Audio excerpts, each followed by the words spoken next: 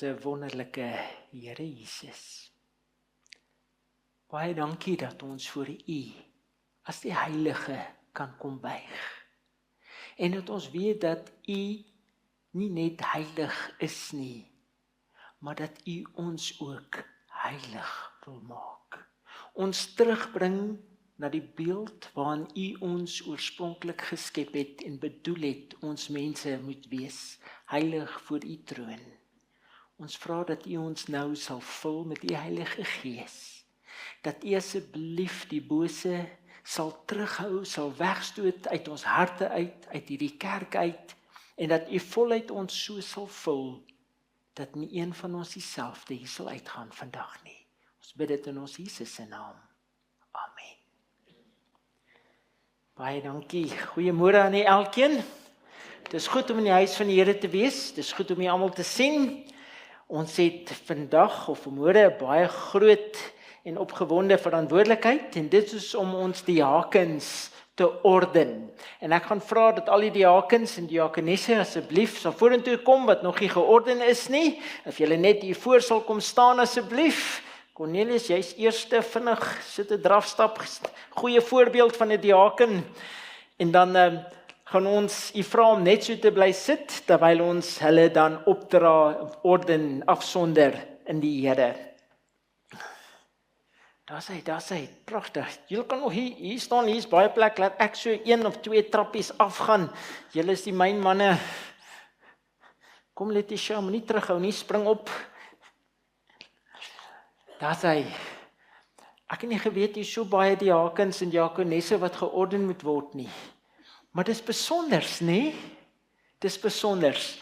Nou, ordening is nie net 'n chap wat ons op iemand gee en sê, hoorie, jy's nou 'n volwaardige diaken, diakones nie. Nee, dis 'n afsondering waar ons as kerk die gesag wat God aan ons gegee het, aan hulle toebedeel om te dien. En dis baie belangrik. Met ander woorde, God sonder julle af om te dien. En ek lees graag met julle 1 Timoteus 3. Dit sê, dit is 'n betroubare woord. As iemand na 'n opsienersampt verlang, begeer hy 'n voortreffelike werk. Wow. Met ander woorde, dit is 'n werk van diens, waar jy jouself gee in God se diens. Het gaan nie oor 'n chap nie, het gaan nie oor 'n spesiale das nie, manne, alhoewel dit baie nice lyk, nê? Maar dit gaan oor die hart van diens. Dan noem dit hierso, hoe jy moet wees. Geen drinker. Let wel, geen drinker. Ons gaan julle wurg as julle drink, né? Ja, julle drink nie, dis hoekom julle gekies is. Geen drinker, geen vegter, geen vuil gewin soeker nie, maar vriendelik. Geen strydlustige, geen geldgierige nie. Een wat sy eie huis goed regeer en sy kinders met alle waardigheid in onderdanigheid hou.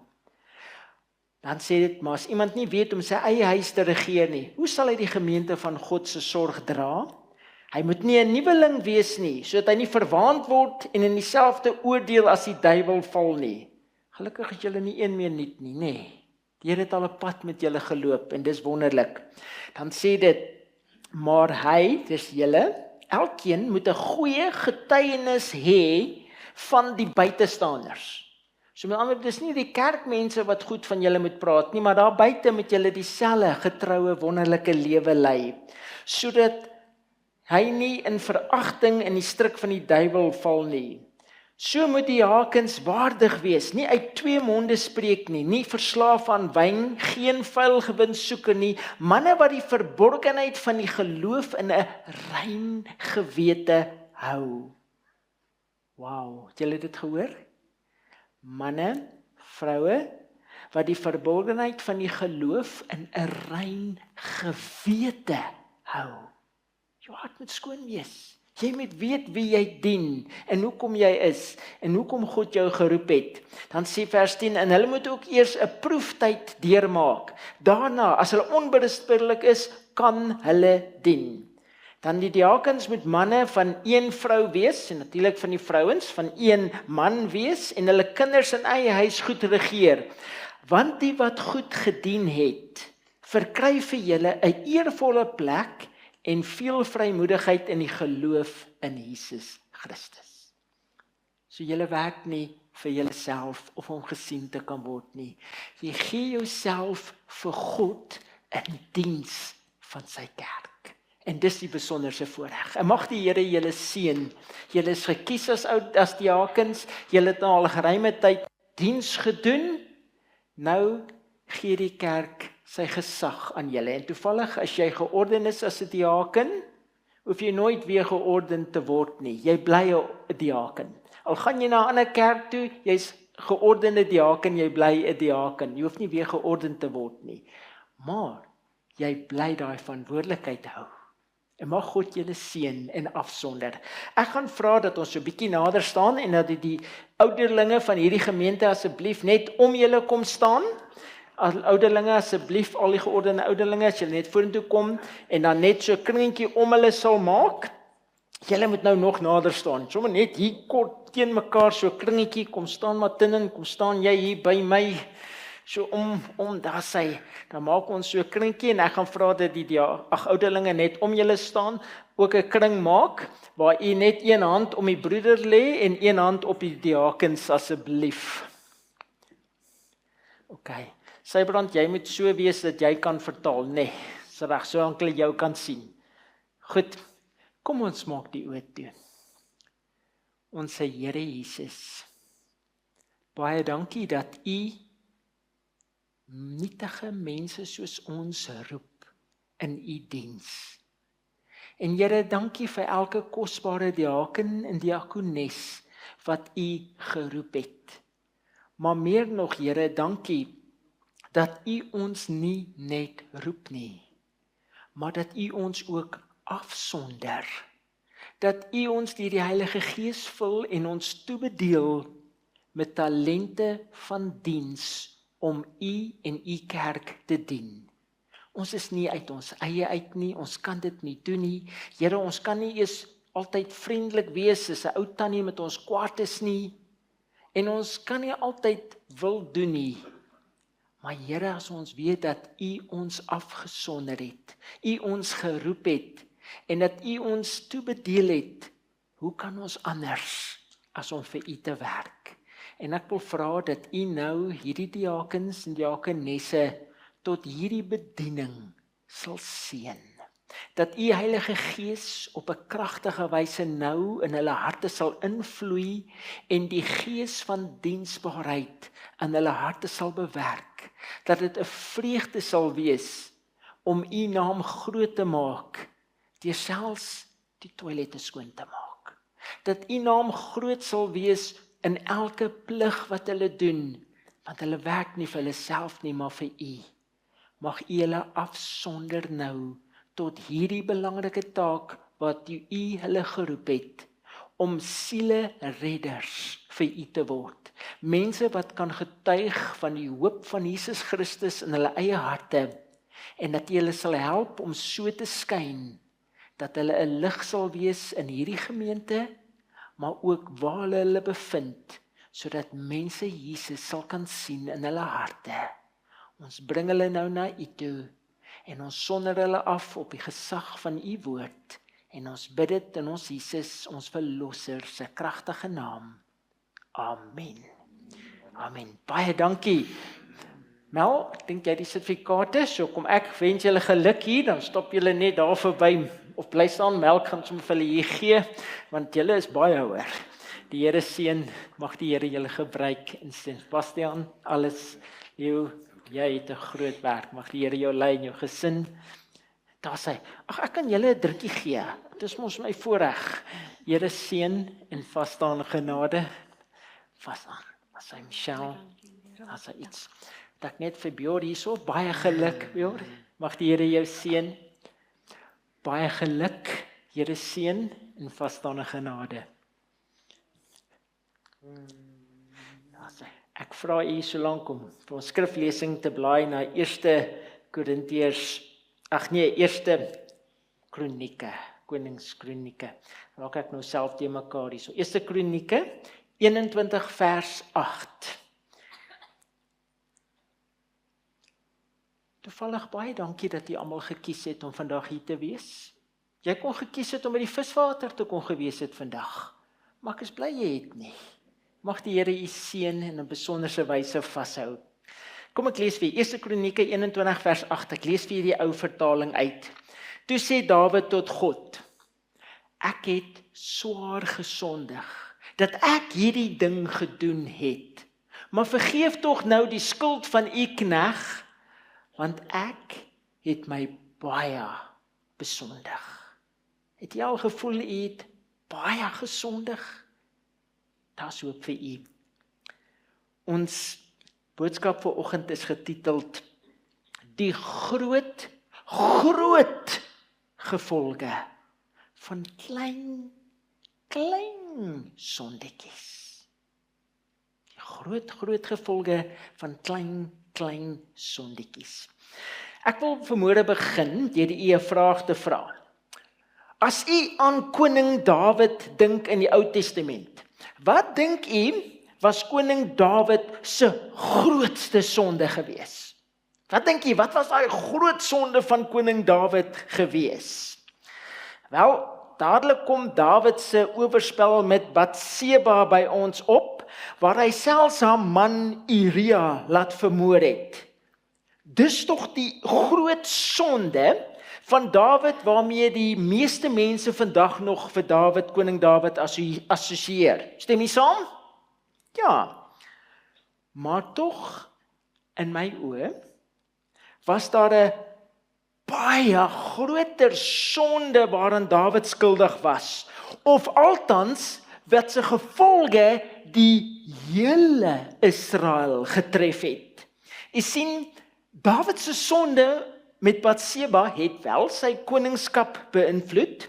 Dit het die dood van 'n onskuldige man is ook 'n baba tot gevolg gehad, maar hierdie sogenaamde klein sonde van Dawid waarna ek wil verwys, het die dood van 70.000 mense tot gevolg gehad.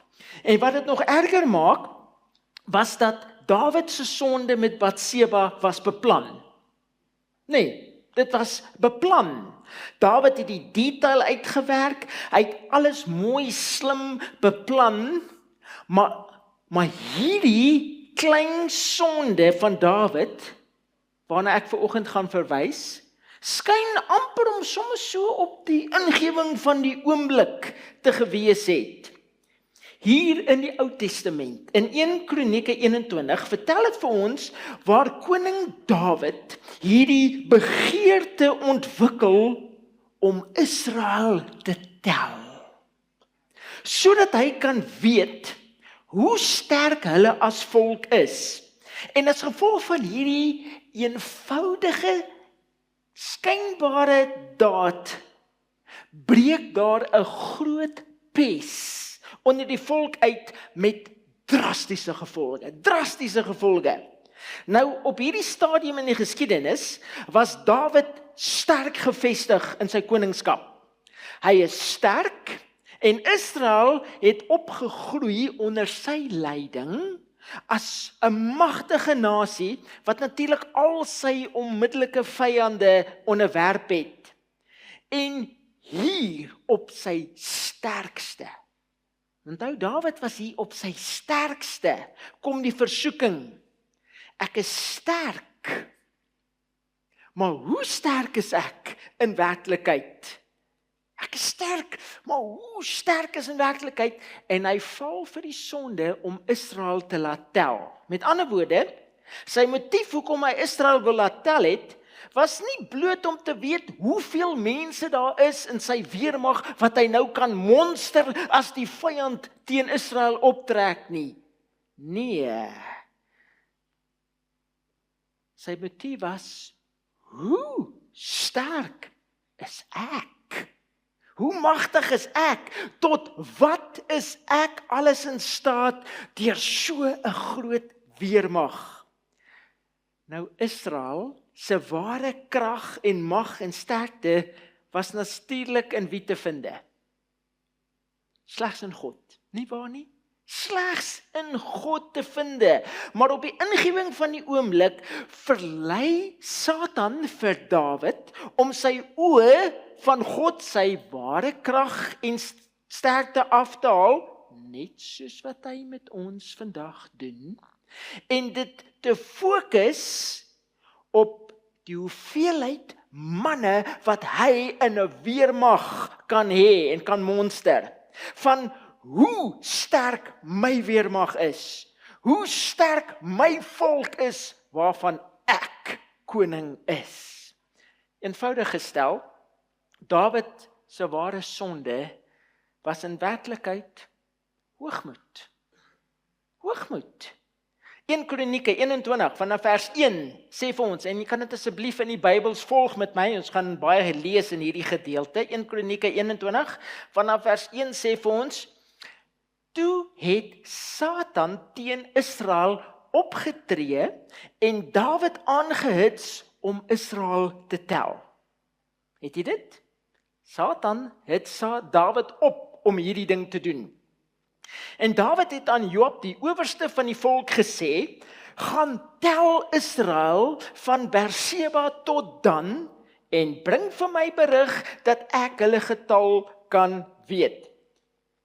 En dis nogal interessant dat Joab, Dawid se leerowerste, en hy was nou nie 'n baie kosher man homself gewees nie, voel onmiddellik, hierdie ding is mos nie reg nie. En in vers 3 sê vir ons, en Joab sê, mag die Here by sy volk 100 maal meer byvoeg as wat hulle is. Hulle is tog almal my Heer koning, my Heer se dienaars. Waarom verlang my Heer dit? Waarom moet Israel skuldig word? Selfs Joab besef, maar dis mos nie reg nie. Maar die woord van die koning het die oorhand gehad oor Joab. En Joab het uitgetrek en die hele Israel deurgetrek en in Jerusalem aangekom.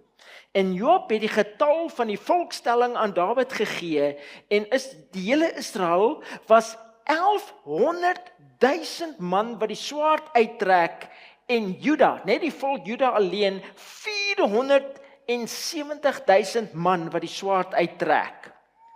Maar Levi en Benjamin het hy nie onder hulle getel nie, want die woord van die koning was vir Joab 'n gruwel. En dan sê vers 7 vir ons, en hierdie saak was verkeerd in die oë van God. Daarom het hy Israel swaar getref. Toe sê Dawid tot God, ek het swaar gesondig, dat ek hierdie ding gedoen het, maar vergeef tog nou die skuld van u knegt, want ek het my baie besondig.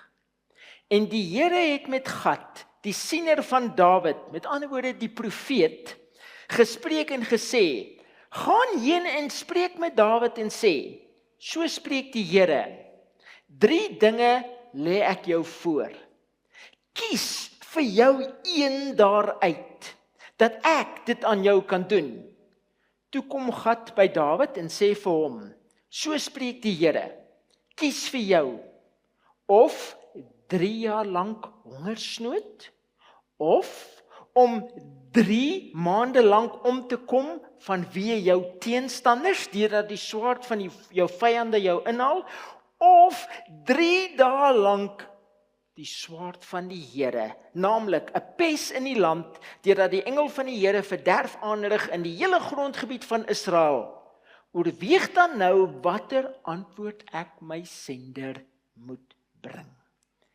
En skielik besef Dawid dat as gevolg van sy eie onbedagte sonde is daar nou 3 direkte gevolge wat Satan gereed staan om te voltrek.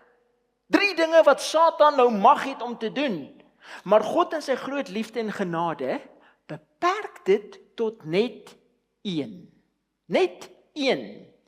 En in sy groot liefde, om Dawid sy volle omvang van sy sonde te laat besef, gee hy hom die geleentheid om te kies watter een van hierdie 3 gevolge God moes toelaat.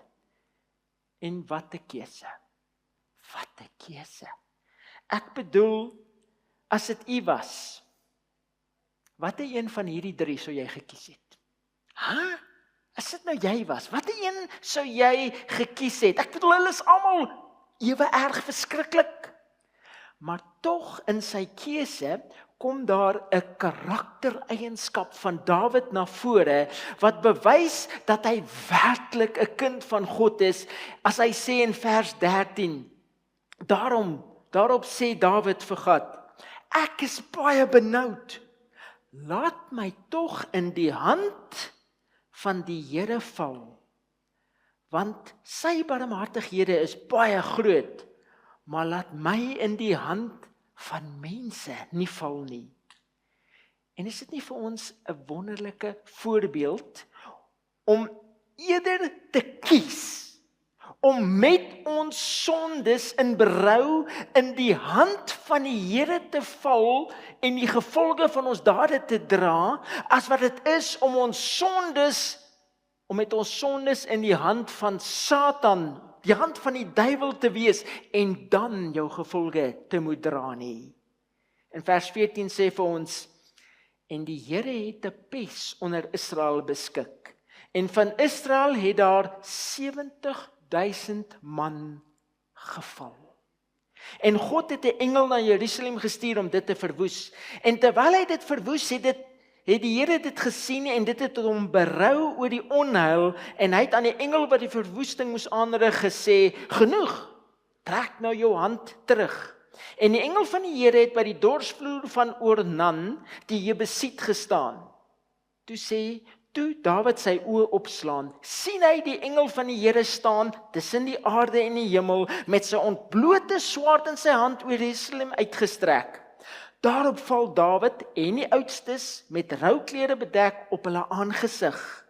En Dawid sê tot God, is dit nie ek wat beveel het om die volk te tel nie? Ja, dit is ek wat gesondig en baie verkeerd gehandel het. Maar hierdie skape, wat het hulle gedoen? Here my God, laat u hand tog teenoor my en my familie wees, maar nie as 'n plaag teen u volk nie. Daarom gee die engel van die Here bevel aan die Gad om aan Dawid te sê dat Dawid moet opgaan om vir die Here 'n altaar op te rig op die dorsvloer van Ornan die Jebusiet.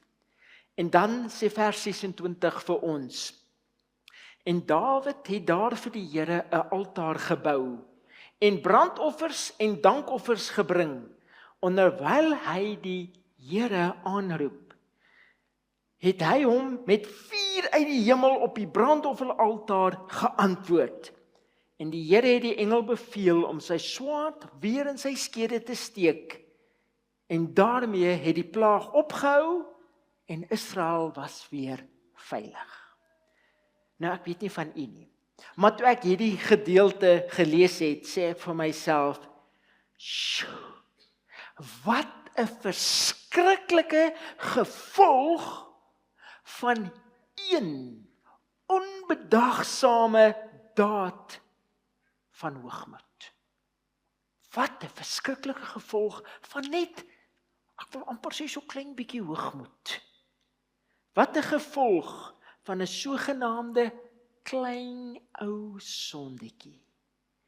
En kom ons wees eerlik, besef ons werklik die gevolge wat my sondes het, wat ek baie keer so onbedag doen. Ek dink as ons dit werklik besef, sal ons dit nie doen nie. As u en ek werklik die gevolge van ons dade moes sien, wow, ek dink ons sou dit nie gedoen het nie. 1 Kronieke 21 vers 1 sê vir ons, toe het Satan teen Israel opgetree en Dawid aangehits om Israel te tel. Met ander woorde, dis duidelik dat Satan het so seer nie 'n probleem met koning Dawid alleen gehad nie. Ja, hy het 'n probleem met koning Dawid gehad, maar sy hoofdoel was wie? Israel as God se verbondsvolk. Dawid was nie sy hoofobjektief nie. Nee, hy wou die hele volk vernietig, maar deur Dawid te laat sondig, maak hy Satan 'n deur oop waardeur hy kon gaan om die hele volk Israel by te kom. Dawid se sonde word as te ware 'n deur. 'n deur waardeur Satan kon inkom om Israel in sy geheel by te kom en natuurlik groot verwoesting te saai.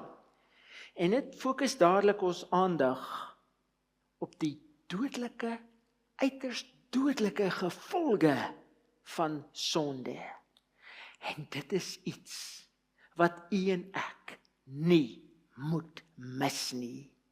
Sonde het altyd dodelike gevolge wat baie wyer gaan as wat ons dink.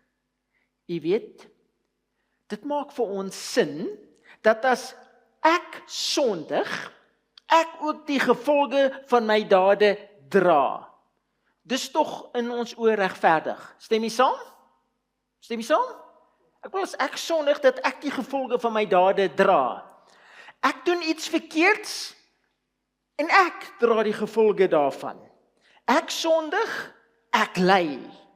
Dit maak vir ons sin. Dit maak ons sin. En dan is daar ook nog die gedagte waarmee ons onsself kan assosieer. Kyk, ons stem nie altyd daarmee saam nie, maar tog maak dit baie keer vir ons sin.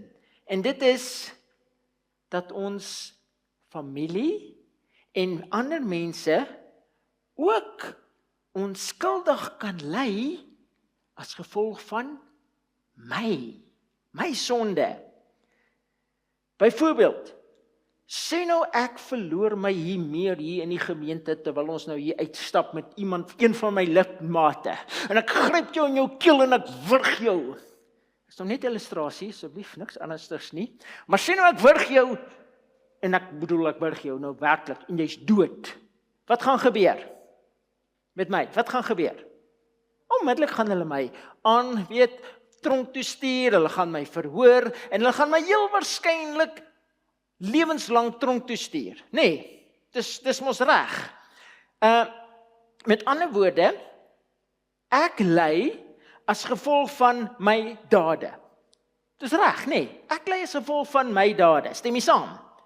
Maar dan ook aan die ander kant, ly my gesin ook die direkte en die indirekte gevolge van my dade. Ek bedoel, hulle gaan deur die skande en die vernedering, finansiëel ly hulle nou, want ek is nie meer daar om vir hulle te sorg nie, my gesin word uit die pastorie uitgegooi, want ek sit mos in die tronk, en dalk sit my gesin op die straat, en dalk het hulle nie eens kos om te eet nie. Alles 'n direkte gevolg van my sonde. Soos ek gesê het, dit maak nie altyd vir ons sin nie, maar tog kan ons dit verstaan. Hulle ly as gevolg van my sonde. So, ek ly as gevolg van my eie sonde, maar ander mense kan ook ly as gevolg van my sonde. Maar dan is daar ook 'n derde gevolg van sonde, wat ons sekerlik nooit ten volle sal verstaan, terwyl ons aan hierdie kant van hierdie sondige aarde is nie, wat natuurlik hier in 1 Kronieke 21 beskryf word. En dit is, waar ons ly, as gevolg van iemand anders, dalk selfs nog 'n totale vreemdeling se sondes, en hulle kom skotvry daarvan af. Ons ly, hulle kom skotvry daarvan af. Soos Israel ly, maar Dawid en sy gesin het skotvry daarvan afgekom. Jy sien, hierdie een maak geensins vir ons sin nie. Maar om dit vas te vat, het ons nodig om te besef dat sonde, hoe groot of hoe klein ook al, altyd gevolge het. Maak nie saak wie jy is of wat jy gedoen het nie. En tweedens, Satan volg nooit protokol nie. Moenie dink Satan word gebind deur protokol nie. Nee, elke geleentheid en deur wat hy kan kry en gebruik om mense seer te maak en te vernietig, sal hy gebruik. Hy sal altyd die natuurlike gevolge van ons sondes uitbuit. Hy sal dit uitbuit en ry so ver as wat hy dit kan strek. Jy weet, ons het al gewoond geraak aan sonde, en ek wil eintlik sê, ons het al so gewoond geraak aan sonde, dat ons dit maar net ewe gelate aanvaar, as maar net bloot dit wat in die lewe gebeur. Weet, ons aanvaar dit, ons laat dit toe, sonder dat ons eers 2 keer dink daaroor. Met die gevolg, dat ons nooit werklik en altyd die volle omvang van die gevolge van sonde besef nie. Ons besef nie altyd hoe gevaarlik sonde in werklikheid is nie, en die gevolge wat 'n blote, skynbare, onskuldige sondetjie op my en op ander mense rondom my het nie. Ons sien nooit, en dis natuurlik wat Satan keer, dat ons dit nie altyd sien nie, die sonde in sy volheid nie. En daarom, as ons net 'n bietjie sal stil staan en besef hoe dodelik, hoe gevaarlik sonde in ons lewens is nie, gaan ons nooit die omvang daarvan besef nie. En as ons dit besef, soos wat Jesus wil hê ons moet dit besef, sal ons 2 keer dink voor ons toegee en baie keer meer waaksaam wees teenoor sonde in ons lewens. Weet, ons lewe in 'n wêreld waar sonde baie keer maar net verskoon word, as algemeen aanvaar word. Ons regverdig eerder ons sondes as wat ons dit bely.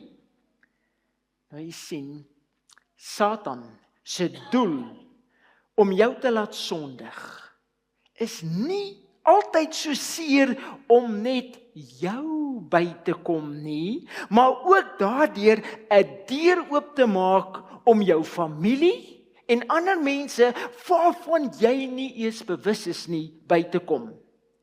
Die meeste van ons, sal nie iets dink eers om iets te doen, as ons weet dit gaan iemand anders seermaak nie. As jy weet dit gaan iemand anders seermaak, gaan jy dit doen? Nee, ons gaan dit nie eens doen of daaraan dink nie. Maar ons besef nie, dat dit is wat baie keer in werklikheid gebeur, elke keer, wanneer ek sondig. Met ander woorde, sonde is nooit 'n geïsoleerde saak en net tot jou en my beperk nie. Nee, maar dit kring baie wyer as wat ons ooit in ons wildste drome besef. Kom ons maak dit so klein bietjie prakties. Kom ons maak dit net so bietjie prakties. 'n eenvoudige voorbeeld. Sê nou, ek sê vir my kind, pas op, moenie aan hierdie stoofplaat raak nie, want hy's vuurwarm en hy gaan vir jou brand. Jy ken dit, nee, eenvoudige voorbeeld. En my kind is nie net kokkie nie, hy's nogal aspris, en hy kyk en hy dink, wat weet my pa nou? Jy kan mos sien, daai plaat is nie warm nie, want hy's nie meer rooi nie. En aspris gaan hy om 'n punt te bewys, en hy gaan, sit sy hand op daai plaat, groot stryd en ellende. Sê vir my, kan ek nou sê, dat God het jou nou gestraf? Kan ek sê dat God het jou nou gestraf? Nee, want dis duidelik die natuurlike gevolg waarteen God ons wil beskerm.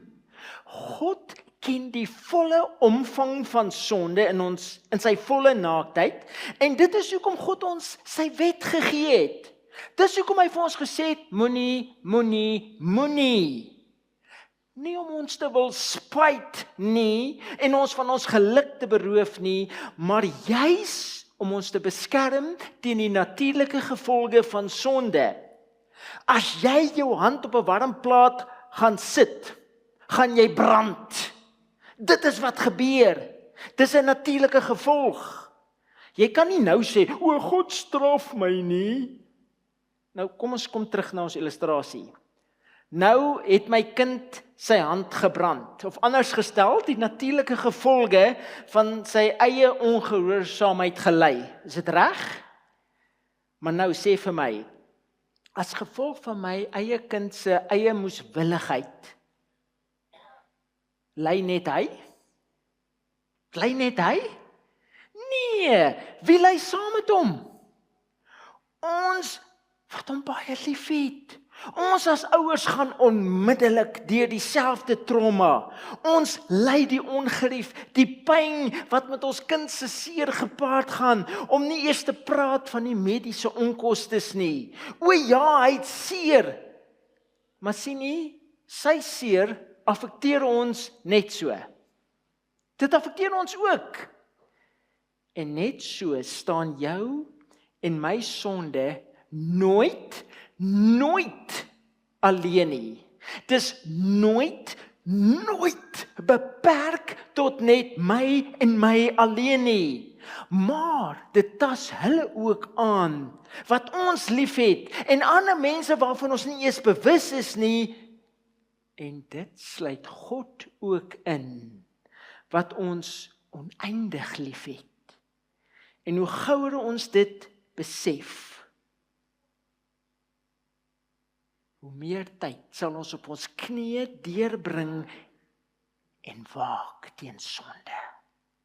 As ons net die werklike gevolge van sonde kon raak sien en besef, soos koning Dawid dit in hierdie geval kon sien, sal ons baie meer bedag wees daarop en 10 keer dink voor ons toegee aan sonde. Weet, ons loop met hierdie idee rond.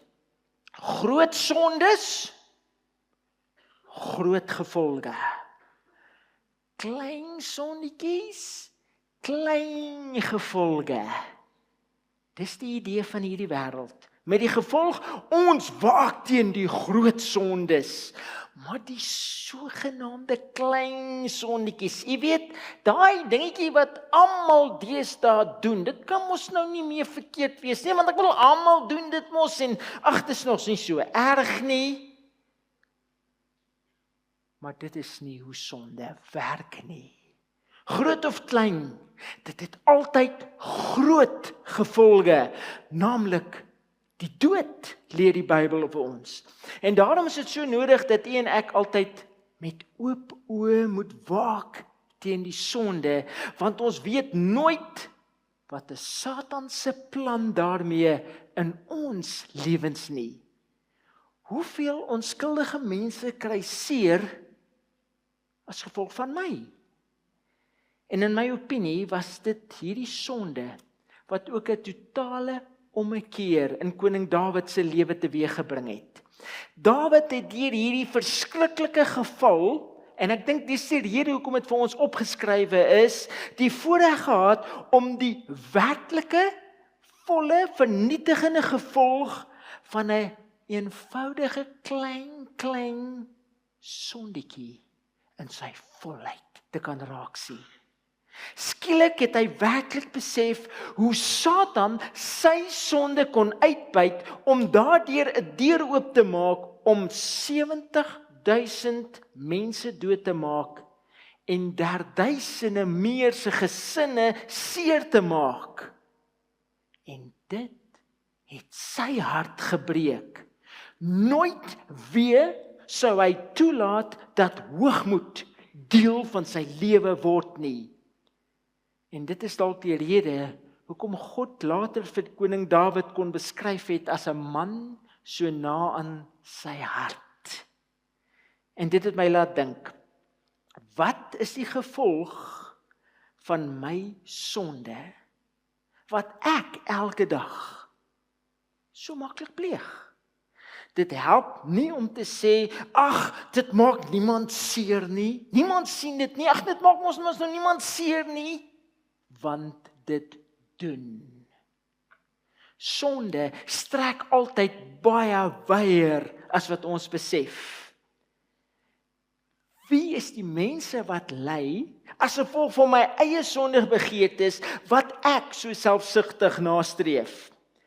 Ons aanskou altyd met afgryse die gevolg van ander mense se sondes en ons is gou om te sê, kon hy nie gedink het nie man, wat het hy nou gedink doen hy? Kyk nou wat het hy veroorsaak, kyk hoeveel mense het seer gekry. Maar wat ons werklik nodig het om te doen, is om net vir 'n slag onsself stil te staan en te dink, hoeveel onskuldige mense ly as gevolg van my sogenaamde onskuldige sondetjies. Ons moet die Heilige Gees bid om ons dit te wys oor die groot gevolge van my sogenaamde klein ou sondetjies. Sal ek dit ooit werklik besef? En daarom is dit baie belangrik vir ons om elke dag te besef dat u en ek nie met sonde kan speel nie. Dis dodelik. En ons moet ten alle koste daarteen stry en waak in ons lewens, want dit beïnvloed nie net my nie, maar ek bedoel my eenvoudige ou sonde waarin ek so maklik toegee, kan dalk net 'n deur oopmaak waardeur Satan my vrou, my kinders, my familie, maar ook dalk 1000 ander onskuldige lewens rondom my seermaak en vernietig. En die vraag is, kan ek dit bekostig? Kan ek dit bekostig? Wil ek dit werklik op my hande hê? Amen. Amen. O Here Jesus, ons staan voor U hier in U kerk. En Here, ons het almal ons ou sondetjies waaraan ons so maklik vashou, toegee en liefkoes. En ons besef nie dat alle sonde het gevolge nie. Ja, ons fokus op die groot dinge en ons wys groot dinge uit, maar hierdie sogenaamde ou klein dingetjies waarvan niemand selfs eens weet nie, wat ek hier in my eie hart koester, is dodelik. Net so dodelik, want dit kan dalk net die deur wees wat Satan wil hê ek moet oopmaak, sodat hy nie net myself nie, maar my familie en dalk nog baie ander onskuldige mense kan bykom. Here, mag U ons help, asseblief help ons om nooit gemaklik met sonde te word nie. Om dit nooit so gelate te aanvaar dat ons dit maar as 'n ou klein onskuldige ou sondetjie beskou nie. Want daar is nie so iets nie. Daar is nie. Help ons om op U te fokus. Ons God van reinheid, heiligheid, en dat U ons lewens sal dek met U kosbare bloed. Here, ons wil met ons sondes in berou na U toe kom en vra dat U ons sal toevou. Dat ons die gevolge daarvan in U genade sal dra, as wat ons met ons sondes in die hande van Satan sal val. Bewaar ons, wees ons genadig. Ons vra dit in ons kosbare Jesus se wonderlike naam. En in Jesus se naam sê ons dankie daarvoor. Dankie Jesus.